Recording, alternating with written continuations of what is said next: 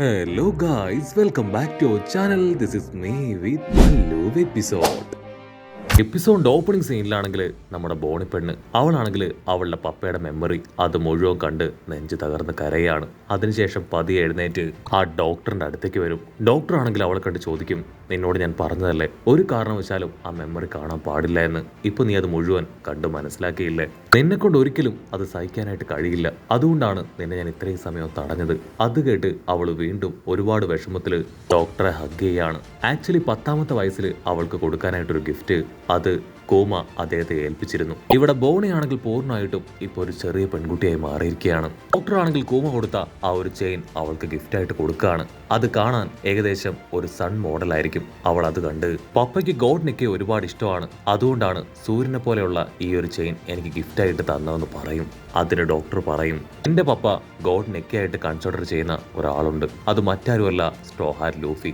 നിങ്ങൾ രണ്ടുപേരും ഒരേ ടൈമിൽ ഇവിടേക്ക് എത്തും എന്ന് എഴുതി വെച്ചിരിക്കുന്നതാണ്. മാത്രമല്ല ലൂഫിയാണ് വലിയൊരു അപകടഘട്ടത്തിൽ നിന്ന് എന്നെ രക്ഷിക്കുക എന്നതും മുൻപേ എഴുതി വെച്ചിട്ടുണ്ട്. അതുപോലെ തന്നെയാണ് ഇപ്പൊ കാര്യങ്ങൾ ഒന്നൊന്നായിട്ട് നടക്കുന്നത്. ഡോക്ടറാണെങ്കിൽ ലൂഫി അദ്ദേഹത്തെ സേവ് ചെയ്ത കാര്യങ്ങൾ ഒന്നൊന്നായിട്ട് പറയും. അതിനുശേഷം അവളുടെ കൈ പിടിച്ച് പറയും, എനിക്കിനി ഒരുപാട് കാര്യങ്ങൾ നിന്നോട് പറയാനുണ്ട്.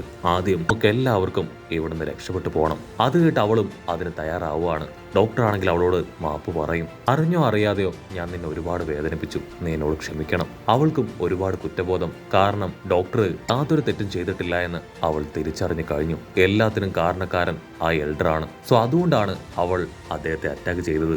അങ്ങനെ സീൻ കട്ട് ചെയ്ത പ്രസന്റ് കാണിക്കും. ആ എൽഡർ ആണെങ്കിൽ ഒരു സ്പൈഡർ രൂപത്തിലേക്ക് മാറി നമ്മുടെ ആൾക്കാരെ എല്ലാവരെയും ലോക്ക് ചെയ്തിരിക്കുകയാണ്. അവന്റെ കയ്യിൽ അവനെ അറ്റാക്ക് ചെയ്യാൻ ശ്രമിച്ച ജ്വല്ലറി പെണ്ണുണ്ട്. അവനാണെങ്കിൽ അവളെ വീണ്ടും വീണ്ടും അവന്റെ കൈ ഉപയോഗിച്ച് ഞെരിക്കുകയാണ്. ഡോക്ടർ ആണെങ്കിൽ എൽഡറിനോട് റിക്വസ്റ്റ് ചെയ്യും, പക്ഷെ അത് കേൾക്കാൻ അദ്ദേഹം കൂട്ടാക്കില്ല. മറ്റൊരു ഭാഗത്ത് നമ്മുടെ ആൾക്കാരെ എല്ലാവരെയും ആ നേവി സോൾജേഴ്സ് ഗണ്ണൊക്കെ ഉപയോഗിച്ച് റൗണ്ട് ചെയ്തിരിക്കുകയാണ്. ഇവിടെ ലൂഫി അവൻ ഒരുപാട് പവർ ഉപയോഗിച്ചുകൊണ്ട് തന്നെ അവന്റെ ലിമിറ്റ് റീച്ചായി ഒരു ഗ്രാൻഡ് പ രൂപത്തിൽ വീണ് കിടക്കുകയാണ്. അവൻ ഫുഡ് കിട്ടിയാൽ മാത്രമേ ബാക്ക് ടു നോർമൽ ആകാൻ കഴിയൂ. അവൻ ഫുഡിന് വേണ്ടി നിലവിളിച്ചു കൊണ്ടേയിരിക്കും. അറ്റ്ലസ് അവൾ ദയനീയമായിട്ട് ലൂഫിയെ നോക്കുകയാണ്. എനിക്ക് നിന്നെ സഹായിക്കണമെന്നുണ്ട്, നിനക്ക് അല്പം ഫുഡ് തരണമെന്ന് എനിക്ക് ആഗ്രഹമുണ്ട്, പക്ഷെ എന്നെ കൊണ്ട് അതിന് സാധിക്കുന്നില്ല.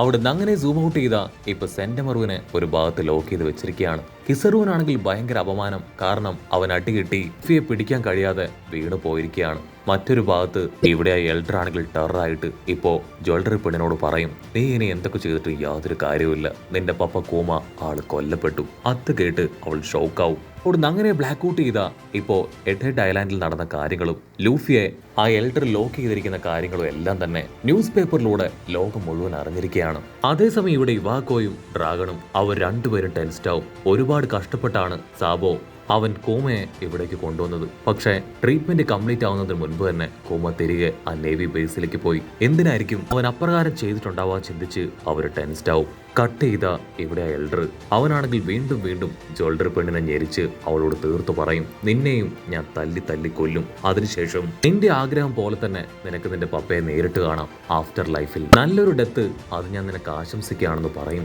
സാഞ്ചിക്കാണെങ്കിൽ അതെല്ലാം കേട്ട് അവന്റെ കൺട്രോൾ പോവാണ്. ഇവിടെ ജ്വല്ലറി പെണ്ണ് അവൾ അവസാനമായിട്ട് അവളുടെ പപ്പയെ ഒരു സെക്കൻഡ് മനസ്സിൽ ആലോചിക്കും. അതിനുശേഷം അവളുടെ ഫുൾ പവർ അങ്ങനെ എടുത്ത് ജയന്റായി മാറി അവളുടെ കൈ വലുതാക്കി മാറ്റുകയാണ്.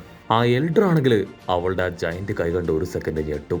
അവളാണെങ്കിൽ ഞൊട്ടിയടയിൽ കൈ അങ്ങനെ ചുരുട്ടി എൽഡറിന്റെ മുഖത്ത് ആഞ്ഞെട്ടിക്കും. പഞ്ചിൽ എൽഡറിനാണെങ്കിൽ ഒരു പോറൽ പോലും ഏൽക്കില്ല, മറിച്ച് അവളുടെ പവർ കംപ്ലീറ്റ് ട്രെയിനായി ചെറിയ സൈസിലേക്ക് പോകും.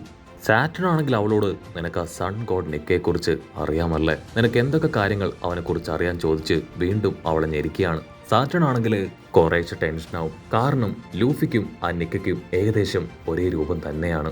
അപ്പൊ അവിടുന്ന് അങ്ങനെ സൂം ഔട്ട് ചെയ്ത സാഞ്ചിയുടെ തൊട്ട് പുറകുവശം കാണിക്കും. അവിടെയാണെങ്കിൽ ഒരുപാട് ഫുഡ് ഐറ്റംസ്, ഒരു കൈ അങ്ങനെ അവിടേക്ക് വന്ന് ഫുഡ് ഐറ്റംസ് അതൊന്നൊന്നായിട്ട് എടുത്ത് കഴിക്കുകയാണ്.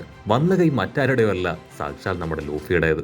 എൽഡർ ആണെങ്കിൽ അത് കണ്ട് ടെൻസ്ഡ് ആവും. നിങ്ങളിത് കാണുന്നില്ലേ, അവൻ ഫുഡ് കഴിക്കുകയാണ്. അപ്പൊ ഫുഡ് കഴിച്ച് അവന്റെ പവർ റീഗെയിൻ ചെയ്ത അത് വലിയ ആപത്താണ്. സോ എത്രയും വേഗം അവന്റെ കയ്യിൽ ഹാൻഡ് കഫ് ഇടാനായിട്ട് പറയും. പക്ഷെ ലൂഫി ആണെങ്കിൽ അവരെ തട്ടി മാറ്റി അവനെ കൊണ്ട് പറ്റും പോലെ ആഹാരം കഴിക്കും. ഇവിടെ നമ്മുടെ ജ്വല്ലറി പെണ്ണ് അവളാണെങ്കിൽ നിർത്താതെ വീണ്ടും വീണ്ടും അവളുടെ പവർ പ്രയോഗിക്കാനായിട്ട് ശ്രമിച്ചുകൊണ്ടേയിരിക്കുകയാണ്. അത് കണ്ട് ആ എൽഡർ ആണെങ്കിൽ അവളെ പരിഹസിച്ച് ചിരിച്ചു പറയും, സത്യത്തിൽ നിനക്ക് ഈ പവർ അതൊന്നും എന്റെ നേർക്ക് ഉപയോഗിക്കാൻ കഴിയില്ല, കാരണം ഈ ഒരു പവർ നിനക്ക് തന്നത് തന്നെ ഞാനാണ്. ഇത് കേട്ട് ജ്വല്ലറി പെണ്ണും അവിടെ ഉണ്ടായിരുന്ന എല്ലാവരും വണ്ടടിക്കും. ആ എൽഡർ ആണെങ്കിൽ ക്യാഷ്വലായിട്ട് പറയും, നിന്നെ ഉപയോഗിച്ച് ഞാൻ റിസർച്ച് ചെയ്തിരുന്നു. അതിൽ AJ ഡബിൾ ഫ്രൂട്ട് ആണ് ഞാൻ ക്രിയേറ്റ് ചെയ്തെടുത്തത്. അതുകൊണ്ട് വലിയ നേട്ടമൊന്നുമില്ല, കോട്ടവുമില്ല. നിനക്ക് അതുപയോഗിച്ച് നിന്റെ ഫ്യൂച്ചറിലേക്ക് വേണമെങ്കിൽ പോവാം. അതല്ലാതെ മറ്റ് യാതൊരു യൂസും ഈ പവർ കൊണ്ട് നിനക്ക് ഉണ്ടാവില്ല. മാത്രമല്ല നീ കരുതും പോലെ നിക്കാന്ന് പറയുന്ന ഒരാള് അങ്ങനെയൊന്നില്ല. അതിന് ജ്വല്ലറി പെണ്ണാണെങ്കിൽ ദേഷ്യപ്പെട്ട് പറയും, തീർച്ചയായിട്ടും നിക്ക എന്നൊരാളുണ്ട്. അദ്ദേഹം വീണ്ടും ഇവിടേക്ക് വന്ന് ഞങ്ങളെപ്പോലുള്ളവരെ നിങ്ങളുടെ കയ്യിൽ നിന്ന് രക്ഷപ്പെടുത്തും. അതിന് ആ എൽഡർ ആണെങ്കിൽ പൊട്ടിച്ചിരിക്കും. നിന്റെ പപ്പയും നിന്നെ പോലെ തന്നെ ഒരു വിട്ടിയായിരുന്നു. നിന്റെ ഗ്രാൻഡ് പേയും ആ നിക്കയിൽ വിശ്വസിച്ചിരുന്നു. പക്ഷെ അവരെല്ലാവരും ഇതിനോടകം മരണപ്പെട്ടിരിക്കുകയാണ്. നിക്ക എന്നത് വെറും മിത്ത് മാത്രമാണെന്ന് പറഞ്ഞ് അവളെ നോക്കി പരിഹസിക്കും. നിനക്ക് മറ്റൊരു കാര്യം അറിയോ? നിന്റെ അമ്മയുടെ ഫേസിൽ ആ ഒരു സ്റ്റോൺ ഇമ്പാക്റ്റ് അതുണ്ടാവാൻ കാരണക്കാരൻ ഞാനാണ്. നിന്റെ അമ്മ എൻ്റെ 8ാമത്തെ വൈഫാണ്. അവരെ ഞാൻ ഒരുപാട് പേർക്ക് ദാനമായിട്ട് കൊടുത്തു. അതിനോടൊപ്പം അവരുപയോഗിച്ച് ഞാൻ റിസർച്ച് നടത്തി. ആ ഒരു റിസർച്ച് അത് ഫെയിലിയർ ആയതിനെ തുടർന്നാണ് നിന്റെ അമ്മയ്ക്ക് അത്തരത്തിൽ ഒരു സ്റ്റോൺ റിയാക്ഷൻ സംഭവിച്ചത്. പക്ഷെ എന്നെ അത്ഭുതപ്പെടുത്തിയത് മറ്റൊന്നുമല്ല, നിന്റെ ഫേസിലും അതേ റിയാക്ഷൻ വന്നതാണ്. ജ്വല്ലറി പെണ്ണാണെങ്കിൽ ആ കാര്യങ്ങളെല്ലാം കേട്ട് ഷോക്കാവും. കാരണം ആ ഒരു അസുഖം അത് ക്യൂർ ചെയ്യാനായിട്ടാണ് അവളുടെ പപ്പ കാര്യങ്ങളെല്ലാം തന്നെ ചെയ്ത് ഇപ്പൊ സെൽഫ് സാക്രിഫൈസ് ചെയ്തത്. ഒരുപാട് ഐലാൻഡുകൾ കയറി ഇറങ്ങിയാണ് അവളെ ബാക്ക് ടു നോർമൽ ആക്കിയത്. അതിനെല്ലാം കാരണക്കാരൻ ഈ ഒരു എൽഡർ ആണെന്ന് തിരിച്ചറിഞ്ഞ അവൾക്കാണെങ്കിൽ അവളുടെ ദേഷ്യം അത് 10 മടങ്ങായി മാറും. അടുത്ത നിമിഷം ആ ഐലാൻഡിന്റെ മറ്റൊരു ഭാഗത്ത് വലിയൊരു ന്യൂക്ലിയർ ബോംബ് പോലെ എന്തോ ഒന്ന് പൊട്ടിത്തെറിക്കുകയാണ്. ഇവിടെ ഡോക്ടർ വേഗോഫ് പങ്കിന് ഈ കാര്യങ്ങളെല്ലാം കേട്ട് ഒരുപാട് ദേഷ്യം തോന്നും. നീ ഒറ്റ ഒരുത്തം കാരണമാണ് ജ്വല്ലറി ബോണിയുടെ അമ്മ ജനിക്ക് ആ ഒരു അവസ്ഥ ഉണ്ടായത്. അതിനുശേഷം ജ്വല്ലറി ബോണിക്കും ആ ഒരു അസുഖം വന്നു. അത് സോൾവ് ചെയ്യാൻ ശ്രമിച്ച കൂമയെ നീ നൈസായിട്ട് അതേ ഡിസീസ് ഉപയോഗിച്ച് തന്നെ അവനെ സെൽഫ് സാക്രിഫൈസ് ചെയ്തു.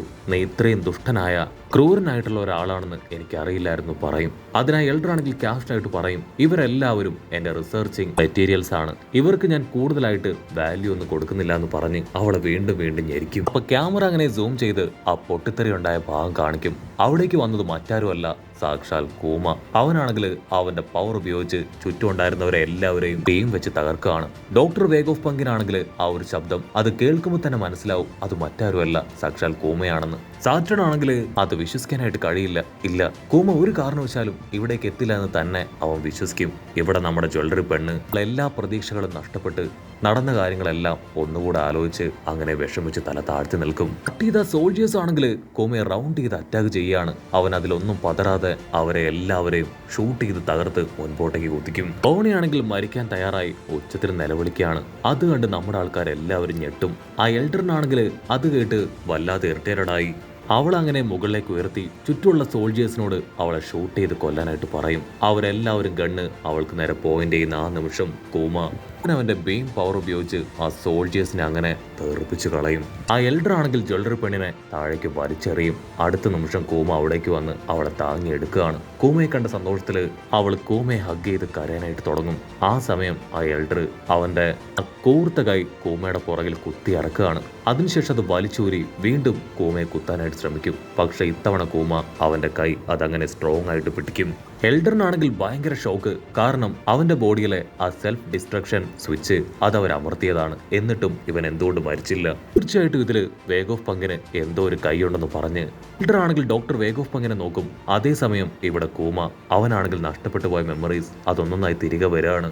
കൂമയാണെങ്കിൽ ഒരുപാട് കഷ്ടപ്പെട്ട് അവർ പറയുന്ന എല്ലാ കാര്യങ്ങളും ചെയ്തത് ആളുടെ മകൾക്ക് വേണ്ടിയാണ്. ഇപ്പൊ അവളുടെ അവസ്ഥ കണ്ട് കൺട്രോൾ പോയ കൂമ അവന്റെ കൈ ചുരുട്ടി ആ എൽഡറിന്റെ മുഖത്ത് ആഞ്ഞൊരു ഇട്ടി. ആ ഒരു ഇടിയിൽ ചോര തുളുമ്പി അവൻ തെറിച്ചു പോയി അടിച്ചു വീഴുന്നതോട് കൂടെ ഈ ഒരു എപ്പിസോഡും അവസാനിക്കുന്നു. എപ്പിസോഡ് ഇഷ്ടപ്പെടുകയാണെങ്കിൽ തീർച്ചയായിട്ടും ലൈക്ക് ചെയ്യാനും കമന്റ് ചെയ്യാനും ഷെയർ ചെയ്യാനും മറക്കല്ലേ. അടുത്തൊരു അടിപൊളി എപ്പിസോഡുമായിട്ട് കാണുന്നവരെ it's me with Mallu episode.